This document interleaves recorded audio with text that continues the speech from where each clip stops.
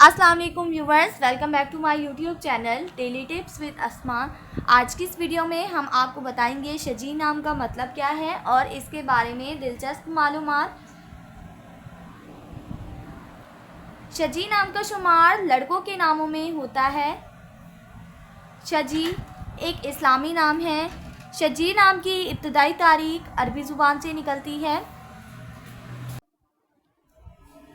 शजी नाम के लड़कों के लिए खुशकिस्मत नंबर 4 माना जाता है। माहिरीन के मुताबिक शजी नाम के लड़के बहुत मेहनती होते हैं। शजी नाम का मतलब है बहादुर और दलेर। शजी नाम के लड़कों के लिए खुशकिस्मत दिनों में बुध, जुम्मा और हफ्ते का दिन शामिल है। शजी नाम के अफराद के लिए मुवाफिक रंगों में काला, नीला और सुरमई रंग शामिल है। शजी नाम के अफराद के लिए मुवाफिक पत्थरों में पुखराज पत्थर शामिल है। खुशकिस्मती वाली धातों में हिस्सों के हिसाब से लोहा शामिल है। फ्रेंड्स, अगर आप अपने नाम का मतलब जानना चाहते हैं तो कमेंट बॉक्स में अपना नाम लिखें। इंशाल्लाह हम आपके नाम की वीडियो ज़रूर बनाएंगे। Thanks for watching. अल्लाह हाफिज़।